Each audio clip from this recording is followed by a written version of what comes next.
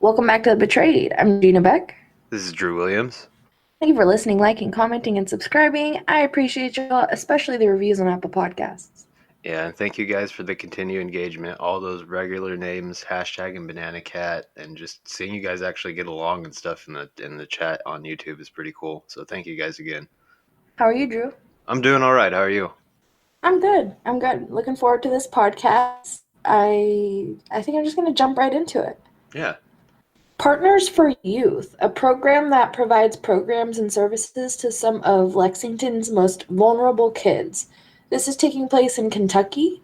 It has announced its 2020 and 2021 I Do school year program list. I just thought this was really interesting and kind of different from what we usually talk about, but in the same realm. This is helping kids. Parents can take advantage of enrolling their children in more than 40 free and affordable positive youth programs. The Partners for Youth program works with the community to support Kentucky's most vulnerable and valuable youth. So kids that are going through hard times need something to do. You know, there's tons of different programs that these kids can sign up for and work with other adults and adults. Yeah, at these programs. I think it's great. It's a pretty big list too. Everything from like dance to like bluegrass history to there's like agricultural stuff. There's some cool things on it. Yeah, it's supposed to prevent juvenile delinquency through collaboration and capacity in the building, which I think is smart because I know when I went to youth group and stuff like that when I was younger, even if you weren't into church or, you know, not into religion at all, youth group was a cool place still that had activities for us to do and things that we could do outside of religion. It wasn't just about that. Like, people didn't try to suck you into it, my you know? youth group was the same way growing up. Like we went to like Six Flags every year. We went to Universal Studios. We did like boat trips, like houseboat trips. Took us to the snow a few times. Yeah, youth groups can be really good. Yeah, we went to a camp, and it's still so memorable to this day, the camp we went to. I got to go on a blob for the first time and blob my friends into the water. And, like, not even just the fun activities, I learned so much about myself that year that I hang on to now. So things like that, I feel like, impact kids' lives for the rest of their lives. It's really cool. I have two of my very best friends that I went to youth group with. I mean, that's just, you meet those type of people and those connections. They are good. That's cool. If you hear a little rattling in the background, it's my dog trying to get comfortable, by the way. I can hear it, so I know you guys can. So this is about, I want to jump into this also because it has to do with children, and it's, like I said, in the same realm, but we don't usually talk about things like this. But I think that we should. These kids are in this home that is filled with, you know, rodent poop, 41 dogs, just hoarding situation, disgusting, like the parents don't clean up. It was happening in Redding, California. The Redding Police Department says 3 people have been arrested for felony child endangerment after 4 kids were found to be living in poor living conditions. I mean, rodent poop, it can make you sick, right? And yeah, and they I think in the article, doesn't it say something about like all the kids' feet being covered in dog feces too or something like that? Oh man. The arrest happened on the afternoon of September 2nd at the residence in Oakwood Mobile Park on Lake Boulevard. Police say Jack and Nola, their last name is Vandeventer, and Robert Holsey claimed responsibility of the 4 children at the residence. Police say the kids were 17, 12, 11, and the youngest was 9 years old. In the residence, police say they found rat, roach, ant, and fly infestations and found the rats had bored holes into the floor. Yuck. Like, what does that mean? They had started nesting underneath the floor. Yeah, so... They dug their way through, bit their way through. Yeah, yuck. And just poop under there, like probably poop you can't get to. Yeah, exactly. They had holes into the floor and ate the electrical wiring.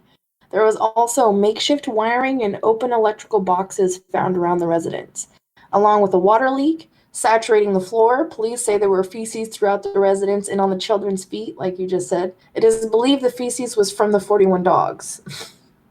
How do you have 41 dogs? 41, And what like, kind of dogs? just think about, it doesn't even matter. If you had 41 chihuahuas, it wouldn't, just imagine the madness of 41 chihuahuas or 41 pit bulls or whatever it is, regardless of size. Like, that is so much. That is not I enough. grew I grew up having a family. I totally get it. I grew up having a family friend. His grandmother had, I couldn't even tell you how many wiener dogs, and they were all wiener dogs. And she would say, boys to the right, girls to the left, and they would separate. The boys would be at the right and the girls would be at the left. I am not kidding. It was the craziest thing I've ever saw. But it was not clean. It was not healthy. But those dogs were smart. They knew, they all had their own name. It was crazy. They knew their own I name. don't know I don't know. how clean you could really keep one property with 41 dogs or even like 10 dogs. Like, I mean, She had depending on. over 10 for sure, over 15 for sure. But in this case, 41, like when I saw that, that was the most I've ever saw until hearing about 41 dogs. I know people have a lot of dogs, but sheesh. I guess the Reading officers say that the parents claimed the children were being homeschooled, but there was no sign of homeschooling being done. Police say all four children appeared to be academically behind for their ages. The children were taken to the Child Family Services, and all dogs were taken by an animal regulation officer. All three adults were arrested for felony child endangerment and booked into the Shasta County Jail. Well, good, that's where they belong. I mean, you can't be living in circumstances like that and your kids, you know, risking their lives. I mean, they could get sick. They're not being taught anything, not going to school. Like, it's a crazy situation. I'm sure more details will come out. It's probably even more horrific than we think. They're probably drug addicts, things like that. Right. Well, I guess this kind of leads me into, I think, one of the biggest things going on right now as far as viral videos and just showing, I don't know, the ripple effect of what it can have on a child. I'm sure many of you have either heard about Stand for Sophie. It's the 9-year old who's in a video in a truck in a discussion between her grandmother. I believe her mother's there too, but it's mainly the grandmother. I'm going to read an article from Heavy.com that came out September 1st. Stand with Sophie. GoFundMe campaign for 9-year-old Texas girl goes viral. GoFundMe campaign for a 9-year-old Frisco, Texas girl, Sophie Long, has gone viral across the U.S. The campaign centers on a family court case involving Sophie's parents and features an upsetting, nearly 20-minute video of the child pleading for adults for help, alleging that she has suffered abuse from her mother's home, refusing to leave the vehicle during the custody exchange. Thousands of people online are getting involved, and the case is reaching out to officials. The GoFundMe campaign, which has been verified by the platform and is organized by Sophie's stepmother, was posted August 21st and has already raised over $50,000. It's actually at $157,000 almost right now, doubling its target at $25,000. The story has created a movement, Stand with Sophie, that's flooding social media platforms such as TikTok, where a video of Sophie pleading that she doesn't want to go leave her father has gained nearly 1 million views. The Frisco Police Department, where this open this excuse me, the Frisco Police Department, where this is an open investigation, posted a statement on Twitter confirming that Sophie is in a safe location and urging the public to stop sharing false information and speculation online. In a statement posted on their Facebook page, the Lacey Lakeview Police Department provided more information about the situation. Chief John Truitt wrote that the female juvenile shown in numerous YouTube videos taken by her father and placed on a GoFundMe page is presently in a safe home. He added that there is a lot of misinformation online and confirmed that there is an ongoing custody dispute. The police chief wrote that the father lives about 100 miles south of Lacey Lakeview and the mother is about 100 miles north. This is Dallas area. Truitt added that in July 2020, the father reported the sexual abuse of the child to the appropriate law enforcement agency where the offenses occurred. The offenses did not occur in Lacey Lakeview, which I believe is where the video was taking place at. According to the police chief's Facebook statement, his jurisdiction was involved in the one incident in the family case. In that incident, the father said that Sophie was injured during a custody exchange that occurred at Lacey Lakeview. According to the statement, the LLPD is investigating the father's allegations as well as a phone call between Sophie's father and Corporal Plummer at the LLPD that was posted online. Have confirmed that there is an ongoing family custody case in Collin County, Texas, involving Sophie's parents. It is unclear where the case stands at this point and where Sophie is currently residing. An update to a GoFundMe page posted by organizers stated who claimed to be Sophie's stepmother, "We do not have Sophie or the boys. We do not know who has them." This whole thing, if you watch this video, and Gina actually sent it to me, that's where I found it first. It was cut up on TikTok into 5 parts, I think it was, something like that. And if you watch this thing and don't just have your heart ache, I don't think you have a soul, because it it's hard to listen to, because it completely is aware of, Terrified. she's terrified, but she's completely aware of how wrong everything is, and like the games that the Mm. adults are playing. Like, it's so, we'll link the father's YouTube page, which has the full video on it. His name is YouTube channel is called Charming Gypsy. I'm sure it's getting more views every day. It has some clips with him singing with Sophie, but it has the full video and context, and it also has a police phone call that was mentioned in that article between him and the police officer. And it's really weird when you listen to I don't know if you did, but if you listen to the conversation between him and I believe it's the Lacey Lakeview PD, it's either a detective or it's a chief. But he goes on and he's basically lecturing him how to properly raise a daughter instead of addressing the sexual abuse allegations. It's really Mm. weird. Yeah. Yeah, it It's sounds it's weird. it's very, very strange. I've seen some people saying that he trained her to say these things, and she's an amazing actress then. I mean, if the father trained her to do that, it doesn't seem fake to me. No part of that video seems fake to me. No, it was heartbreaking. I came across it. I was scrolling through Facebook where they had taken the TikTok videos and putting it into a bunch as a post. And I saw the headline where it was brief and vague, and then I started listening to one of the clips and finished them, and that's when I sent it to you. And for sure, it was insane because it was nothing that I don't think we have saw on our timeline before. You know what I mean? But this is something that happens, I feel like, every day. It's very common. And so that's why I really am glad that we're talking about it, because it's not only going to spread more awareness, but it's going to help her situation. So if you can handle that kind of content and it doesn't bring up triggers for you, I suggest watching and listening to it.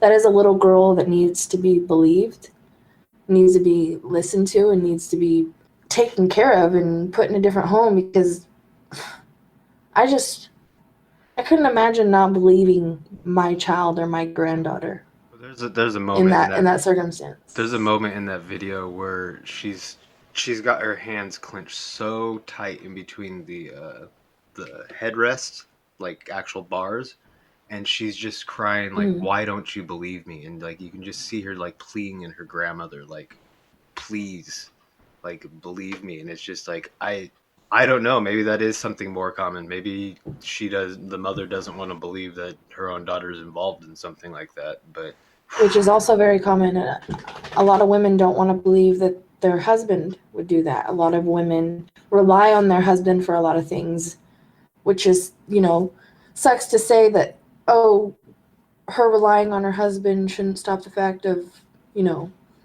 exposing him, right? Or getting him put in jail for what he did. But it is very common for women to feel or be manipulated or be in a domestic violence situation and not be able to talk, not be able to get their story out either. They have their own story with that man as well. So there's like tons of different situations surrounding that circumstance that could be going on. Just so scary and sad. But she's safe, right? She's safe right now. So there's been the Frisco PD of Texas and the Lacey Lakeview PD have both confirmed it. That's why I sounded a little bit confused on the article when I was reading it, but they basically wrote the exact same thing. She's in a safe place. They're both actively investigating it. Mm-hmm. There's not enough information to go beyond that, really, and I think it probably because it's an ongoing case with the juvenile, so they're only allowed to release so much information to the public. I want to But we'll believe find out I more, I want hopefully. to believe the police, but it listening to the phone call between the father and one of the chiefs is a little disturbing. It's a little scary how much they're more focused on like is she a lying type? Like it's very weird. We'll link the Charming Gypsies channel in the description, so you guys, if you want to listen to it, you can make your own judgment call on that. What you think? But I A wanna think. personal, Oh no, I'm sorry. I was just going to say something from a personal experience. A dad that doesn't want to like get in any sort of trouble definitely will say his daughter's a liar, which is so sad. And but it's common. I know from personal experience with my little sister. So there are people out there who will side with the father, like say a police officer who has dealt with situations with his own daughter, and he's talking to him. He's going to ask those questions. Maybe he's dealt with a rebellious daughter, or he's dealt with situations at work that are very similar. So, or maybe it's like mandatory questions also, but I feel like they also lie.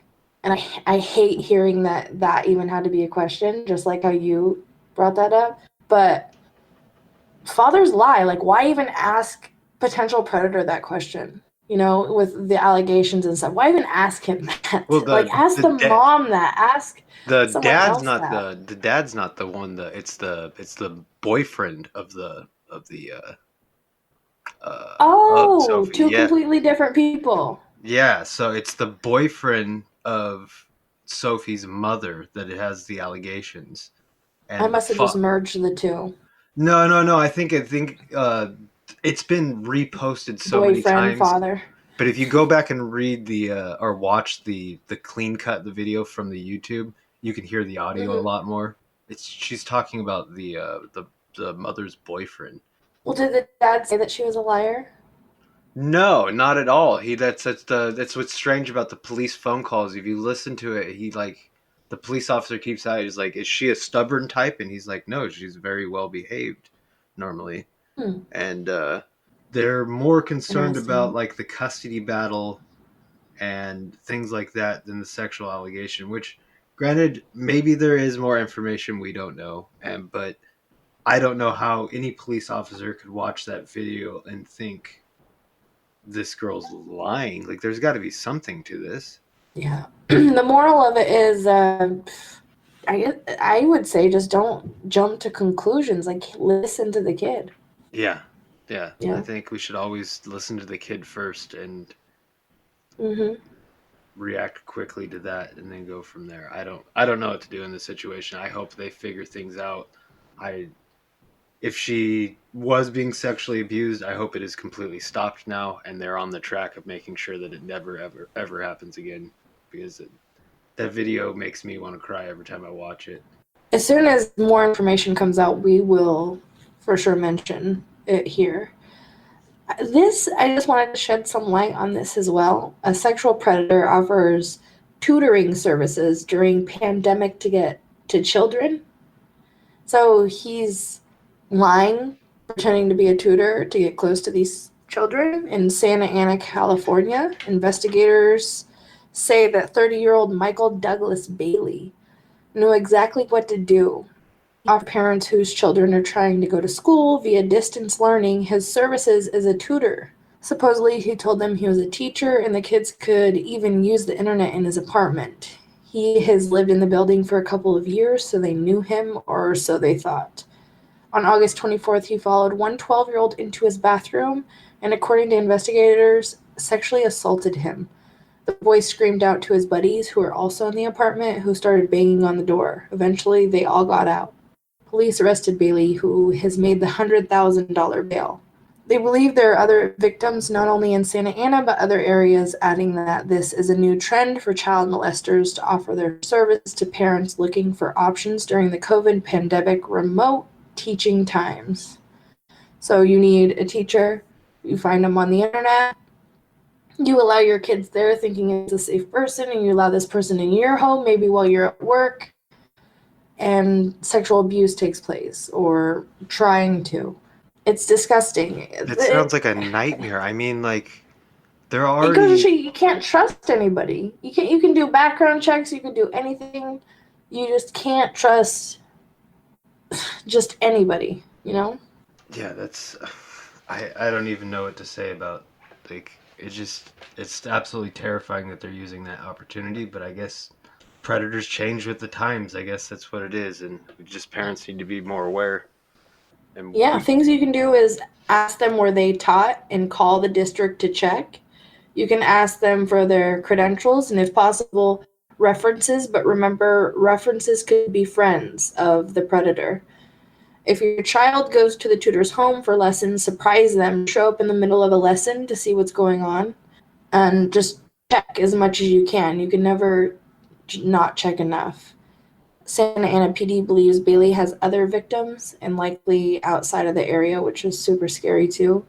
So please give them a call. We'll link the article down below so you can see the picture of him. And if you recognize that guy trying to do that again, because he is on bail, or if you see him in your area, make sure you steer clear. Just there's scary people out there. Yeah, it's just like I said, the scariest people really know how to hide. And if you look at the picture of that guy, he doesn't fit the stereotype of what you think of a predator looks like at all. And we're going to link this right below that article. This is a dance instructor to the stars, arrested as suspected sexual predator. He does not look like he'd be a sexual predator either, especially with his background in working with very well known big names. He's a renowned Las Vegas Valley dance instructor who has worked with Britney Spears, Madonna, and other high profile artists. He has been arrested in North Las Vegas as a suspected serial sexual predator. North Las Vegas police said in a statement that they arrested 45-year-old Jesse Lee Santos on Wednesday after he was accused of sexual assault, lewdness with a minor, sexual contact between a school employee and a student, child abuse, and intentional transmission of HIV. Police said there may be additional unidentified victims in the case and urged them to come forward. He's Okay. a well-known dancer and owner of JLS Entertainment, which operates around the valley. In the statement, he said he has worked with several well-known people. So, like, like the That's last guy, another could be nightmare. anybody. Um, Yeah. I guess going on surprising predators, let's go with this one right now. Two women, ages 19 and 21, accused of trafficking minors in Florida. West Palm Beach, Florida. Two women are now behind bars for the alleged involvement in sex trafficking of minors, the FBI announced. Caria Nunez, 21, in Hollywood, and Alexandria Ramirez, 19, of Coral Springs, were arrested by Broward County Human Trafficking Task Force, which includes Fort Lauderdale Police Department, Coral Springs Police Department, Miramar Police Department, the Broward County Office of State Attorney, and the U.S. Attorney's Office for the Southern District of Florida. Federal court documents allege that the pair was sex trafficking two 15-year-old girls from October 2019 through January 2020. On January 29th, 2020, one of the victims was recovered during a human trafficking operation at a hotel in Fort Lauderdale. Authorities reached out to the other victim for the first time on February 12th and told the authorities both girls were forced to have sex for money at an Airbnb in Lake Worth. Sexually explicit photos were taken of the girls and posted on websites and used to advertise for prostitution, according to court documents. One of the victims has been reported missing by her family since around January 18th. Nunez and Ramirez are currently in federal custody and facing 2 counts of sex trafficking of a minor. Wow. Yeah, 21 and 19. And we could go on, and we could have so many more stories just like this. The news does not talk about a lot of stories like this often, if at all. So, I mean, we could go on forever. So I think we're going to end it here, though. Just make sure if you want to see the articles or see anything that we're talking about, we always link stuff in the description below. If you want to come on, message our Instagram or Facebook or one of our personal social medias, and we'll be sure to get back to you. Thank you for listening, liking, commenting, and subscribing. I appreciate y'all. Banana Cats. Much love. Banana Cats. Peace.